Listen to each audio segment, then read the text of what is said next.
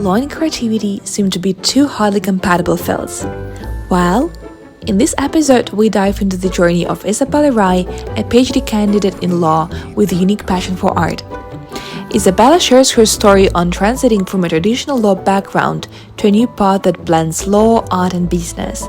She shares her research on how artistic expression is regulated across Europe, but particularly, we discuss her creative teaching methods and the importance of fostering creativity in legal education. This is just one little creative thing. Isabella is a PhD student, candidate, right? A candidate for a PhD, doing her third year, finishing the third year. Yeah. Finishing the third year, so you're in the final way. So, and she actually had a very interesting background. Okay, can you tell a bit more what you're researching right now? What is your interest? So I'm a PhD student in law, and my research is to do with freedom of expression, specifically looking at artistic expression and how it's regulated within Europe. Interesting. Can you tell me more, because while your presentation you told about art and how you can preserve the rights. It was very interesting. Can you tell me a few words, like what is your particular interest? Yeah, so I look at how artistic expression is understood within the law, like what the boundaries are of something that is being protected artistic expression and something that isn't, because the wording artistic expression, even though artistic expression is protected within freedom of expression, it's not specifically like written out in the laws. It's something that's developed through the courts. So that's something that I look at, what type of artistic expression is protected, what isn't, how it's regulated, and I look at specifically like the Council of Europe and its laws, so Article 10 of the European Convention on Human Rights, and how artistic expression is regulated within their member states. So potentially, prospectively, you're going to work in the field to protect maybe your human rights as an artist, because you told that you were actually converted into art, right? Can you tell a little bit more of this creative experience of yours? How have you started doing creativity? And because law seems, very dry, very scientific, like very exact, and you mentioned a little bit that it's not what actually you haven't been satisfied with this work. Can you tell me more just how it?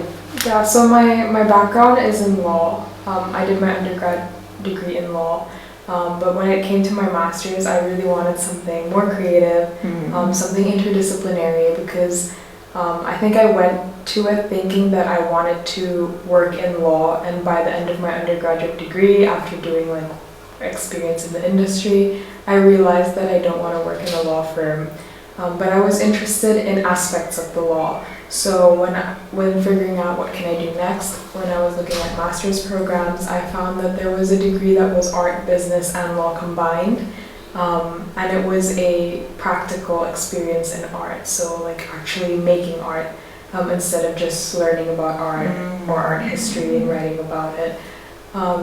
And during that, I really enjoyed it because it pushed me to think creatively, actually work with my hands. Like it developed different skills, and I gained very different perspectives because I was no longer in the Department of Law. I was in the art department. Very different experience. And then after I finished my degree, it was during COVID, so I wasn't sure exactly what I wanted to do. Do I want to work? Do I want to do another degree? I actually was torn between doing another master's degree or a PhD. And then I had some discussions with my lecturers for my master's degree and found an area where I could look at like art and law together.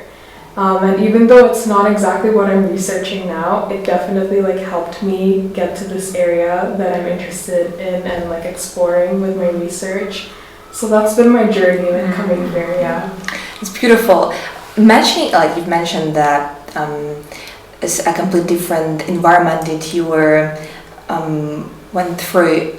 Can you give some examples, like maybe of some creative things you had to dive into as already a new creative student in law, right? It's in business. what kind of like things they ask you to do, for example? Like in my master's? Yeah, in your master's, yeah, in Greek. Okay, so during the interview stage to even get into the program, I was asked how my background and how my background in law and my interest in art and law would overlap. And I was already starting to think about the protection for artists, building a business that is centered around like art and creating art, disseminating art, that sort of thing, and what laws are involved in that. And during my studies, my law studies were focused on like copyright, intellectual property. So it was already shifting my focus from like the law that I was exposed to how the law could be applied in creative settings or in relation to creative things. And that meant that because it was copyright law, we were actually open to activities that made us think about, okay, these are different artworks, what about them can be protected by copyright and cannot, how is the wording protected, like what differences create different outcomes, that sort of thing. So that was already like looking at something other than just what the legislation is or what cases we have to know and how to apply them. Yeah. And for example, if you had to do as an assignment, what kind of assignment they would give it to you as a law student? It was still very like the typical way of being assessed, which was writing essays. During my undergrad, we had problem questions as well, and that was probably the most creative form of assignment, which is basically scenarios that the lecturers make up, but they're filled with lots of legal issues and problems for you to like unpick, and then like your job as a student would be to identify what those legal issues are and then what laws are relevant to be applied there and what you think the outcome would be. So you would be like advising the parties involved in that problem scenario. That was probably the most creative assignment in law that I had experienced as a student. But I do notice that now, like as a PhD student in law, and I have teaching experience as well, the way that they're teaching has changed a little bit. So it's not the typical like writing essays or doing problem questions. That's still a big part of it. But I've seen like during the teaching, like as part of the learning process, there's a lot of creative things encouraged now. Like not a lot, but like a little bit, little more. bits. They're pushing more. They're pushing more. I think like also during the coffee break you mentioned one of their, I think, professors, and like you haven't expected a teacher to a professor to give kind of like sorts of, I don't remember whether it was in about your university in Greece, but maybe it was Exeter, but you mentioned between Caitlin, Kai, and that it was very something very creative. Do you remember? Do you mean like as part of my studies? Yeah. I think what I was saying is that as an undergrad doing law, like I'm a very visual thinker and a creative person to begin with. So when I came to study law, even though I was interested in the subject, the way that we were taught and what was expected of us was not creative enough for me. Like I felt that I was just learning the content, memorizing cases, and then expected to like regurgitate it. Whereas during my master's, because it was 3 different subjects and also like an opportunity to see how they overlap and interact with each other, I was thinking from a very creative perspective, a very different, like wider perspective, influenced by the different methods and content within each module. Yeah. Do you remember this particular moment when you realized when that creativity, that you lack creativity and you were like you cannot look back and continue doing what you've been doing, but you have to let the creativity? Do you remember this like aha moment or something?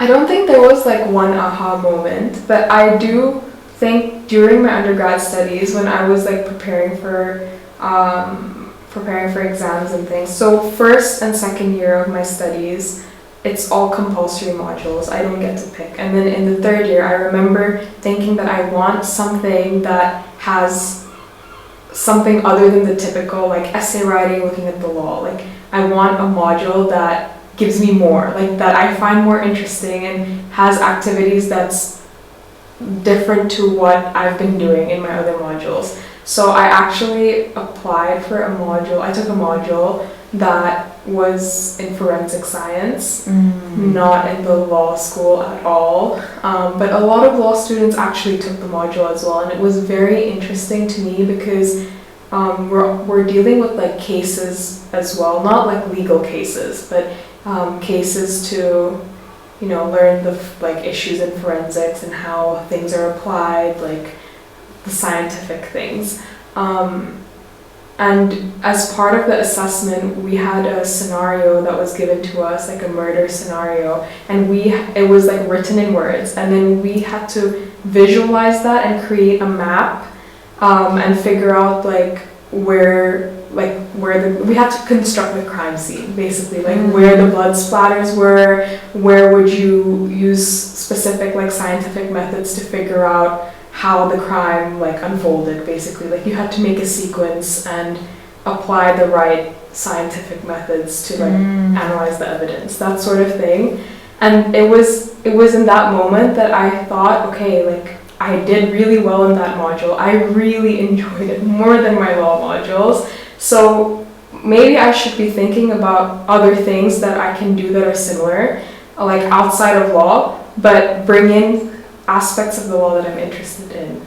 And so that was a big moment for me when looking for a master's program, like finding something that wasn't just the typical reading, writing. I wanted something more creative and giving me an opportunity to like use my imagination. Yeah. What would you add, by the way, like if you could, in studying law, to make it way creative, like what would you push it? Like, I wish I did it like it was different. I really like the problem scenario situations. Like for me personally, those were the assignments, like parts of the assignments that I would always go for. We would have to pick like 3 questions in the exam, and we had an option of like 2 essay questions and 2 problem scenarios, and I would always do the problem scenarios first and then pick 1 essay question like for the last, because I liked like that there was a story there and I was applying the law to a specific scenario and trying to understand it. So I think in teaching law, which I've been doing the past year, we've tried to incorporate like doing mind maps, but also thinking about situations that we can apply the law. Like encouraging that engagement with the law on a practical level instead of just learning what the law is and where it would be applied, but actually seeing if we were to apply it in this way, how would that work? What are the issues that then come up in the application of it? And some activities we do to encourage that like engagement is like using Menti, identifying like keywords and key themes that are important to like the issue, and having like discussions around that. So with your experience of teaching, have you noticed, maybe you can talk a little bit more, what was your teaching like? How did you let creativity in? Maybe like your one little creative thing that you like, I've seen it somewhere and I need to use it. Can you talk about it more how you have been teaching? Yeah, so in my teaching, because like it's a teaching team, there's a module convener, and I'm just like joining that team this was the first year working with them. We had opportunities to give suggestions with how the activities would run, like planning before actually doing the teaching. But I've noticed there's only so much you can push like beyond the normal conventions of teaching law, because obviously like there is an assessment that the university approves of, and there's a lot of like bureaucratic things that go into it. So we had some flexibility in terms of like revising materials, like activities to help with recap and application of the law. Like I said, like mind maps, problem scenarios, those are some creative things that we brought in, which they didn't really have like when I was a student to the same module at this university as well. But in terms of like creative things that I add to teaching, I've organized other workshops, like aside from my module, like teaching in law, for research students, and I have done like collaging and working with words, that sort of thing, to try and bring in creative narratives into your academic content. So what kind of things will you, what I mean collaging? Can you just describe for our student listeners? So I had a workshop where like our peers would come in, no preparation whatsoever, but they're at different stages of their research, and we would just start off first with writing like under 3 minutes, just writing whatever keywords came to mind about your research, and then actually looking at it and trying to divide them into clusters. So is there a way that you can organize your keywords, and if you do, like what does that say about your research? How does it affect the communication and the meaning of what you're trying to communicate about your research? Like what it emphasizes and where the gaps are, and just like thinking spatially, like not just, okay, I'm going to write an essay on this, or write a few sentences or a paragraph on this, but thinking like, okay, these are keywords that are important to my research. What is it that ties them together? What is it that's important, and how can I emphasize that? So it's looking at your research through a different lens, through this creative process. Interesting. How would you prompt your students? Like, how many students were there, by the way? There were 6. Yeah. 6, yeah. How it was a small group, yeah. Yeah. So what would you start with? Like, what can you describe like the session? Yeah. So first, it was just this like activity to like think about your research, like something that they're comfortable with, picking out keywords, and then slowly trying to like break it apart. How, or like think about how you can cluster them, how they work together and how they work separately. So writing everything out in one color, and then getting post-it notes or a separate piece of paper and actually organizing those keywords. Are there any that actually they're not that important, or is there something that you missed that ties these two keywords or this idea together, that sort of thing. It's brilliant. We haven't had it. I wish we had you for our, because I think like post-it notes, especially when you highlight it with colors, and the more colors you have, like the more you're just highlighting more. You just kind of, for a brain it's easier to work it out, right? Yeah, I think like having this flexibility of like, okay, this is like the skeleton, this is the basis, working in black and white, just pouring anything you can think of out there, and then looking at it for a moment and seeing how you can organize it and move it around. And then for the collaging session, that was used to like build your bank of images, think about what images you're selecting and why they matter, and then later on in that session we were like playing around with the arrangement of the images. It even sounds like I took one's online course on illustration, commercial illustration, and what you first do, the first task, you need to collect your images from Pinterest to create your own style, right? So you can think what really, just select, because when you're selective, right, you just identify actually who you are, what kind of style works for you. Is it something similar what you do for collaging, like you kind of like narrow down what fits like into your scenario, into your picture? Yeah, so I think when you're like organizing your keywords, you already start to do that, because maybe there's a part of your research that you have a cluster of keywords about that part of your research, and that's the part that you focus more on instead of the other parts. Whereas if you just think about your research in Google, like images, then you haven't really organized or thought about which images that represent your area of research there should be more of, or that you should make more prominent in your collage. And then just like the act of doing this, like searching for images and things related to your keywords, you're already kind of thinking about the dialogue that you want to convey to the viewer of your collage, you know. And the whole point of the exercise of this workshop was to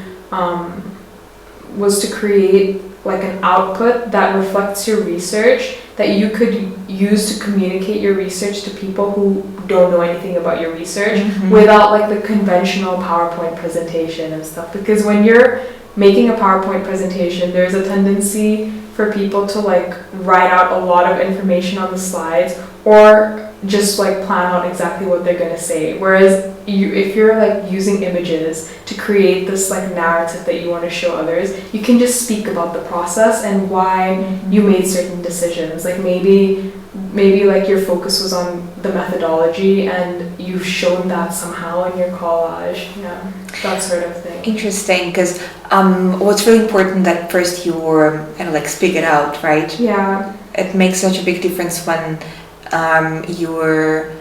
in education, I was just thinking that we don't really let sometimes students to talk more about what they're creating, like what they're doing, how they're seeing. Of course, like there's a problem that there are much more students sitting on and you can't really address each particular with their interest, with their come up to and help them, assist them. But of course, like when you have got a mentor, especially a mentor, I think it's important to have a mentor, and you can kind of like pour it out, you can speak it out. What really talks to you, kind of like understand what actually interests you, because you make it more connections with in your brain just when you let it out.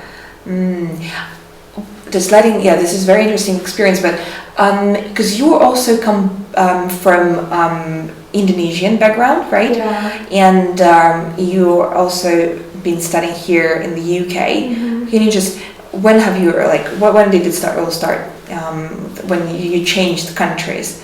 Okay, so I was born and raised in Indonesia. I grew up there. But I went to a British school all my life. It was like an international school. From primary? Yeah.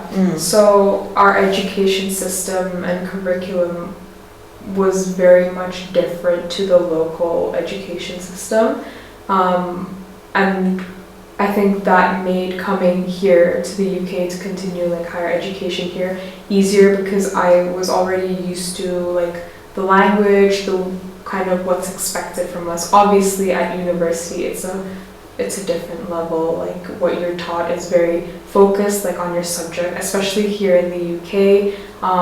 It's like one subject and you just focus on that and your assessments revolve around that. Whereas like in school that I went to, especially with the curriculum that I did the international baccalaureate and GCSEs before that, it was like exposed to lots of different subjects.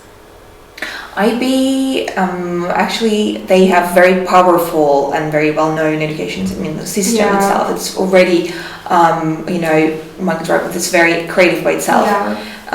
Maybe can you just recollect any, experience of back then, like, wow, this is actually very good. Your background, because, even that you're creative right now and you're sitting here and like thinking about how you can preserve art, it's also like, it's been, back there, because definitely it's your childhood, right? Even your IB experience, what was it like? I think the IB was a very rigorous program, and coming to like university where I was just focused on the law, like one subject, there were pros and cons.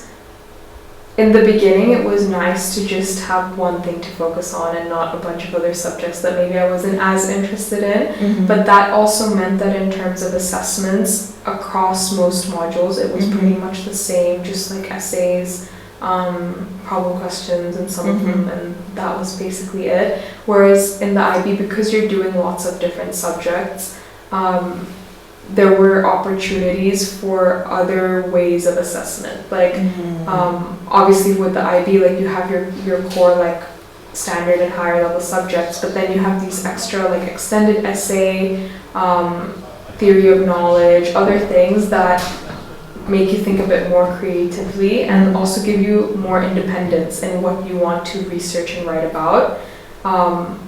Whereas that wasn't really there with my like core law modules during my undergraduate. So I think because of that educational background, that system that I was exposed to, by the end of my undergraduate degree, I was craving something more creative and more varied, which is why I chose the master's program that I did, because I wanted a bit more variety in what I was learning and how I was being assessed. And during my IB program and GCSE as well, I took visual art.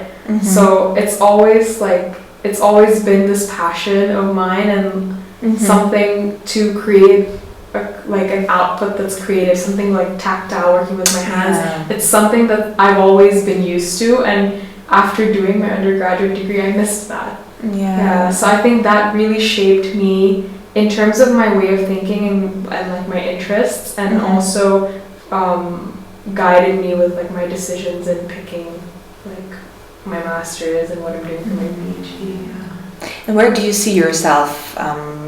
In what kind of niche do you see yourself in? I don't know, in 5 years. What kind of creative things you might be doing? My research is in law, but all the other like extracurricular activities here that I'm engaged in are more to do with creative methods and artistic like approaches to education. So I think I would want to do something that looks closer at that, like is more centered on applying creativity in the law or in education, that sort of thing. Yeah. And do you think that you're going to teach at some point? Yeah, I really enjoyed teaching this past year. I've applied to do it again. It's a PTA, right? Yeah, so postgraduate teaching associate. Associate. Yeah. So at this moment, like as a PhD student and like pretty early on in teaching, you teach onto like the core modules. But later on, I would love to be able to work on a module that has like art in it as well. Like my supervisor has an art and law module, so something like that. Or even just creating modules and activities that help with like skills and learning processes that involve some kind of creativity into it. So if you would take one maybe little creative thing and you could turn it into implement it in your teaching, what would that be? Oh, that's a big question. I think like in teaching other people.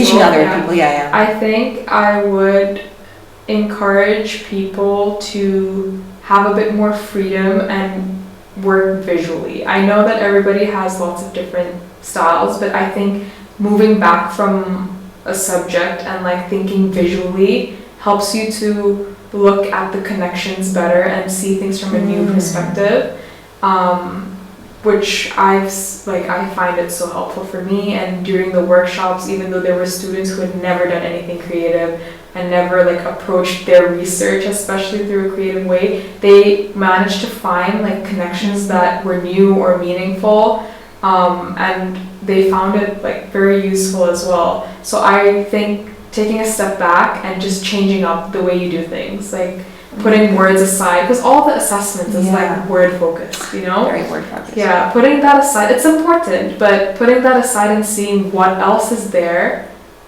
I think that's something. And you could assess it, you think, their creative job, their creative work. That's the problem, right? Assessing something visual is so subjective. And unless you're like, this is the criteria, then you're just ticking a bunch of boxes, but that stifles your creativity as well.